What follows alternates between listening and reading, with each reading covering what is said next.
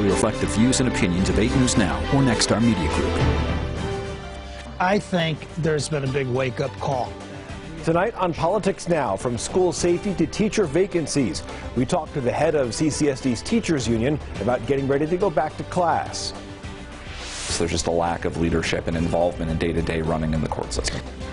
The man who wants to take Clark County District Attorney Steve Wolfson's job will tell you what he says he can do better. Plus, we'll tell you what happened in Nevada's governor's race this week, why Republicans are asking one candidate to step aside. From 8 News Now, this is Politics Now. Thank you very much for joining us here on Politics Now. I'm John Langler. So the start of school is just a few weeks away. Is Clark County School District ready?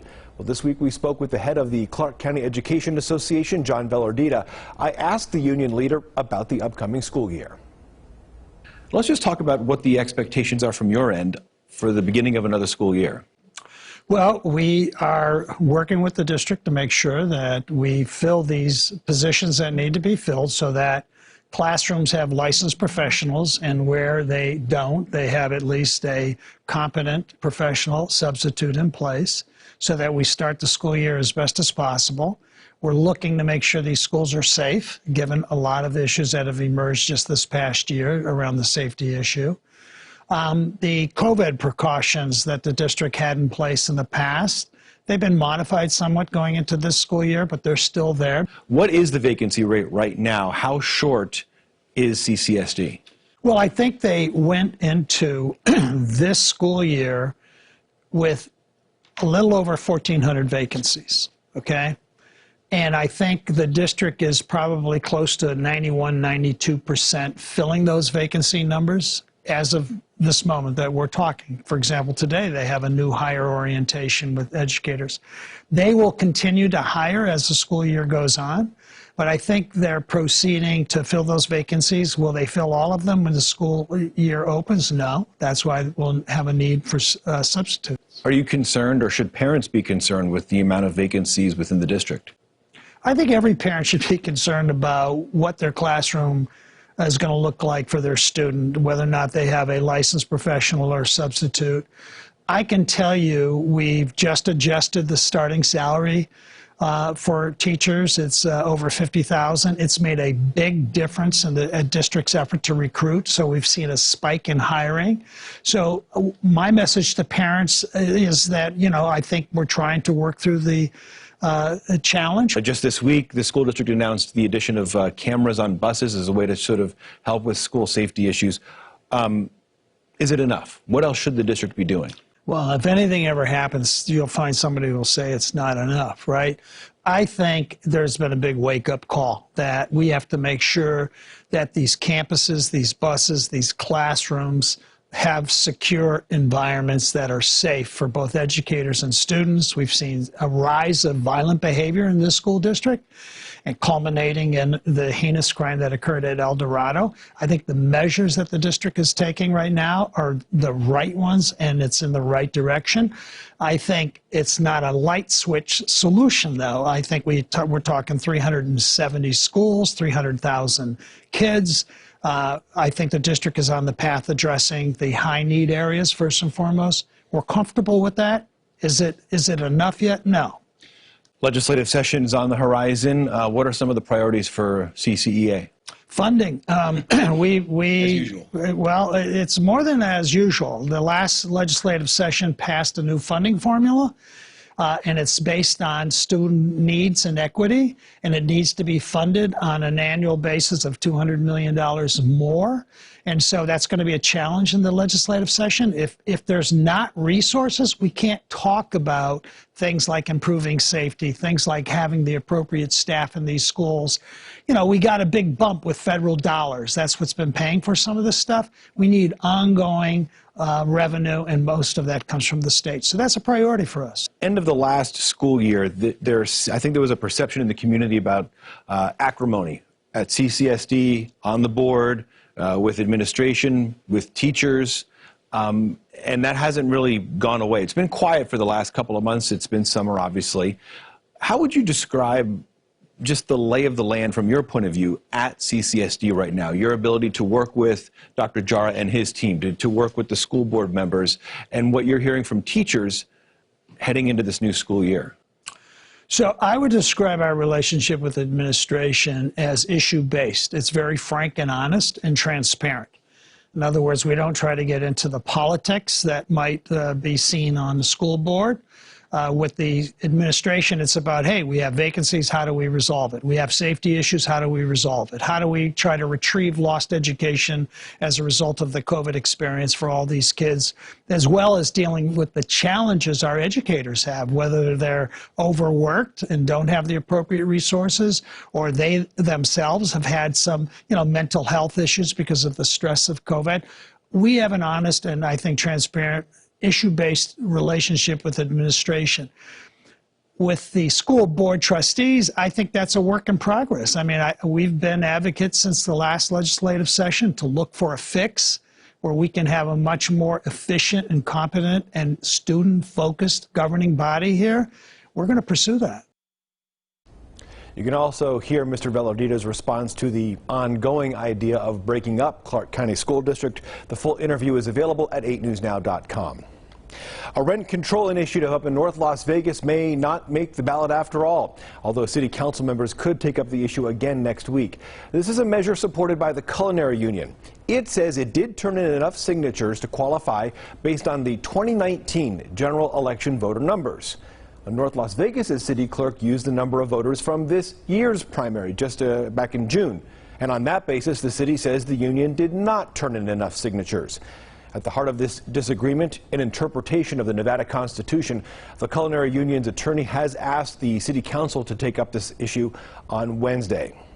Now to the governor's race. Former senator and former gubernatorial candidate Dean Heller on the GOP side, he is backing Sheriff Joe Lombardo. He's also asking Joey Gilbert to drop his lawsuit. Gilbert claims that some type of irregular formula was used for the election, but he hasn't provided any proof. Gilbert lost to Lombardo by 26,000 votes in the June primary.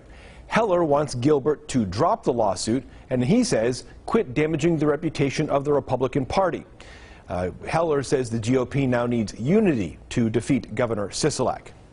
Speaking of Governor Sisolak, this week he touted the record number of jobs in Nevada right now. He held an event this week at the One Stop Career Center and highlighted the state's job retraining programs. One area, though, where jobs have not fully returned is hospitality. The governor says returning conventions, though, will help with that. Clark County District Attorney Steve Wolfson will have to win a general election this time around to keep his seat. Republican Timothy Treffinger is challenging the incumbent Democrat. I spoke this week with Treffinger about his plans for the office. I jump into the race. Well, part of it's I believe in balance and I believe in equality on both sides. And the DA's race, historically, at least for the past couple of cycles, have just been a Democratic primary. And when I saw that no one was going to jump in on the conservative side, I felt it was important to have those voices recognized, and that's why I'm in this race. What is it about Mr. Wolfson's performance as prosecutor in Clark County that concerns you, that you think you would do differently if you were elected into office? Sure. I think that mainly it comes down to a matter of leadership. I mean, he is not going into court and prosecuting cases. He has taken a very administrative role. And I think because of that disconnect between him and his deputies, not all of his policies are being enforced. They're not being done consistently. There's a lot of great attorneys in that office. There's just a lack of leadership and involvement in day-to-day running in the court system. Another issue you brought up is family court and corruption in family court. What are some examples that you think are happening here in Clark County? Well, we have a lot of issues in family court. There's a lot of inconsistency there, too. Depending on what department you're walking into, it's unclear how the law is going to be applied. We have contempt charges coming up where people are not afforded the right to counsel and are thrown in jail for a period of time. There's a lot of different things there that I think can either be handled better, and if there are people playing favorites or doing corrupt things in family court, that should be investigated and that should be prosecuted. Part of your past is your own experience with criminal prosecution. You entered a plea deal on heroin charges back in 2015. Maybe explain to the viewers what happened back then, sure, and maybe how that experience has changed you and maybe changed your your practice and how you perceive the justice system? Sure. When I came out of law school, I expected to be a prosecutor my entire career, so being on the other side of that table was certainly a surreal experience. I went through the diversion program. An ex of mine developed a drug issue. I was trying to get her clean. Unfortunately, in the midst of trying to get her clean, she was selling drugs out of the house while I wasn't home. Police come and raid the house. I end up in the system myself. I did do a plea agreement for a possession charge. I went through the diversion program, which I am a huge proponent of, that gives people second chances who have never been in trouble before or first-time offenders.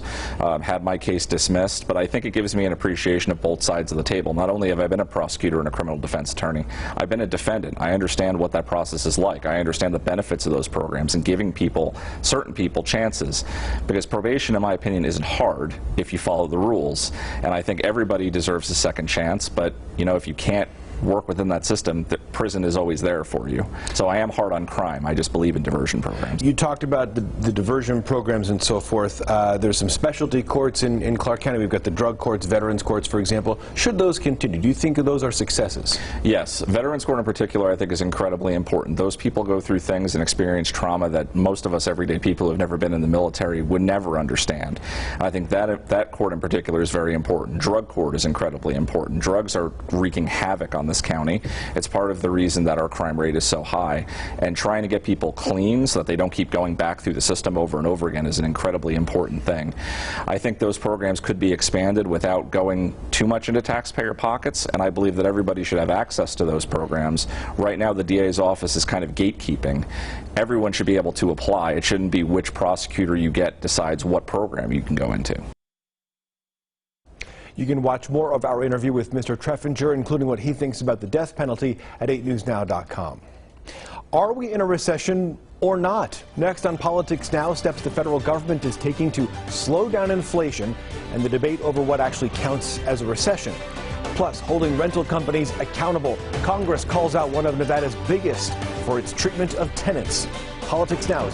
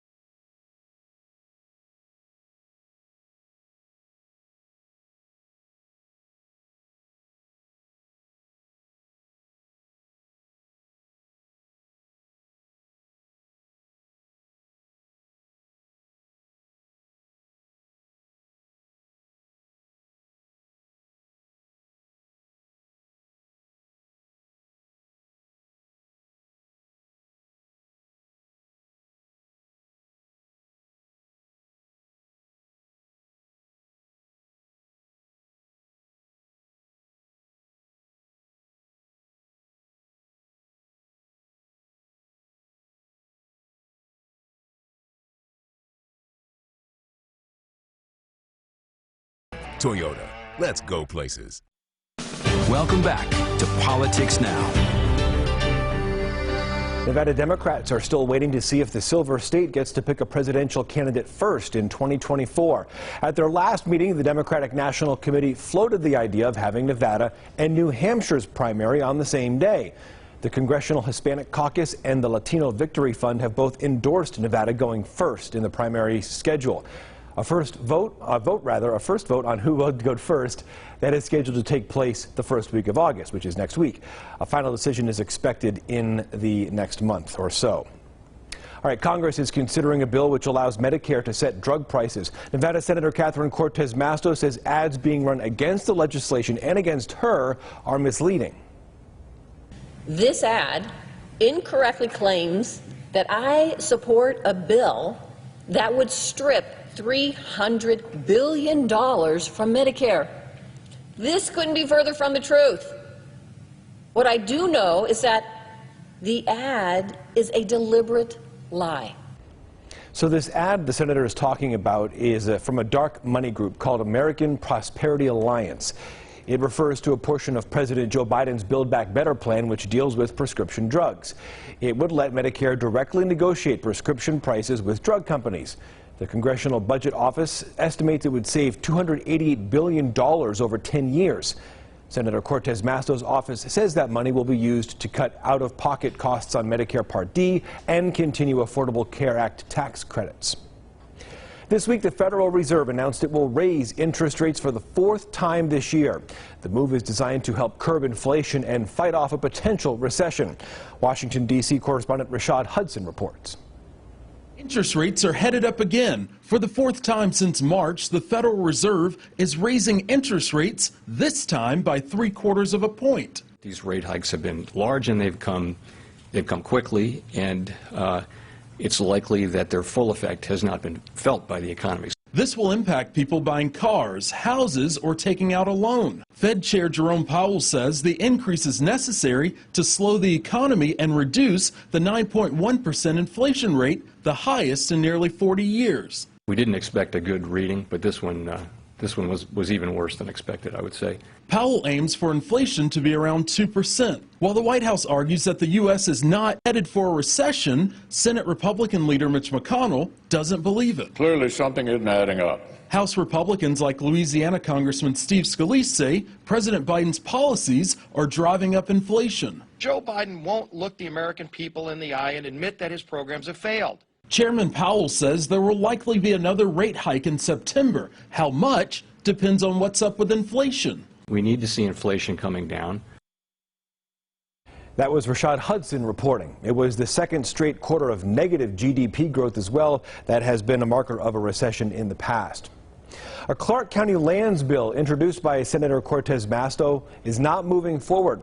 The bill designated federal land for Clark County to develop. It was adjusted to meet the requirements of some activists and developers, leaving about 25,000 acres, still a lot of land. Clark County objected to the compromise version, though, so Senator Cortez Masto pulled it from consideration. Calling out Siegel Suites. Next on Politics Now, the new congressional report targeting a major Nevada company and its handling of evictions. Plus, why does Wheaton International Airport still say McCarran so much? We'll tell you what has the process on hold next on Politics Now.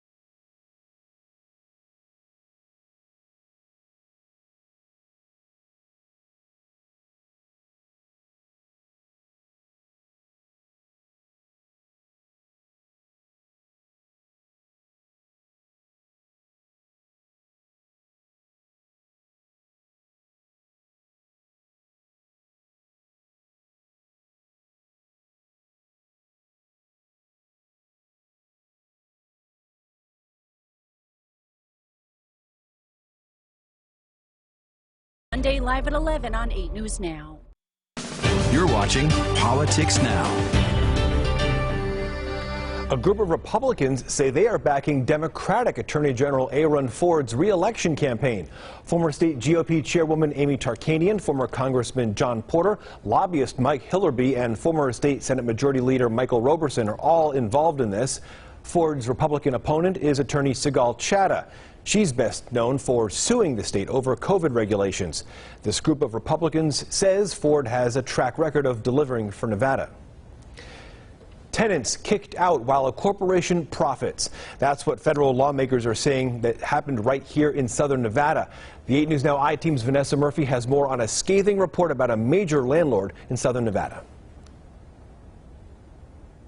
Familiar with them. The Siegel Suites, they're all around town in southern Nevada and in several other states. Now, federal lawmakers say the owners used abusive tactics to deceive tenants, putting them out on the street in the middle of the pandemic while the company collected COVID-19 relief money. Those are your tax dollars. It was really just a list of all of the really bad things we've seen over the course of the last 2 years during the pandemic. Jim Birchtold is the directing attorney for the Consumer Rights Project at Legal Aid Center of Southern Nevada, which has helped many former Siegel Suites tenants. Is this still happening with the Siegel Group here in Southern Nevada? I have nothing to indicate that it is no longer happening. According to the Congressional Select Subcommittee's 39-page report, the Siegel Group harassed tenants and potentially broke the law to evict them during the CDC's eviction moratorium by tricking the tenants into thinking the moratorium wouldn't protect them. In an email from a property manager to a Siegel vice president, "I love getting to say that this means eviction might happen sooner than expected and seeing the look on their faces." Smiley face. The report states a Siegel executive directed managers to bluff people out. The report also includes an email with strategies to get rid of a tenant. If it looks like there are too many occupants in the unit and some are kids, call Child Protective Services. Are we knocking on our door at least twice a night? Or replace the working AC with a non-working AC. The report points out Siegel experienced almost no revenue decline even during the most disruptive time early on in the pandemic, and received a $2.32 million in Paycheck Protection Program loans in August of 2020, which the company doesn't have to pay back. It's now been referred to the Consumer Financial Protection Bureau for investigation, to the Federal Trade Commission for investigation. We're hoping that every entity at the state level is taking a critical look at this report to see if additional action is warranted. The report also states the Siegel Group evicted at least 89 tenants who had pending rental assistance applications. Reporting in Las Vegas, Vanessa Murphy, Live Local Now. The Siegel Group did send 8 News Now a statement. It reads, in part, the Siegel Group has at all times been committed to abiding by the letter and the spirit of the law applicable to our operations, unquote. You can find a full statement and the scathing report at 8newsnow.com. Efforts to finish renaming Reed International Airport are in a holding pattern. The process is supposed to be paid for with donations, but county records show no money has been raised this year. Local Democrats, as you know, led the effort to make the swap in honor of late former Democratic Senator Harry Reid. Even after a big announcement back in December, many old signs for McCarran Airport remain there even today. Initially, more than $4 million in private donations was raised for the project. This week, Clark County Commissioner Tick Segerblum acknowledged they still need nearly $3 million to finish. He said asking for donations in an election year is a challenge, but, quote, it's going to happen. Next on Politics Now, policing the police, how you can be on Metro's Citizens Review Board. Coming up next.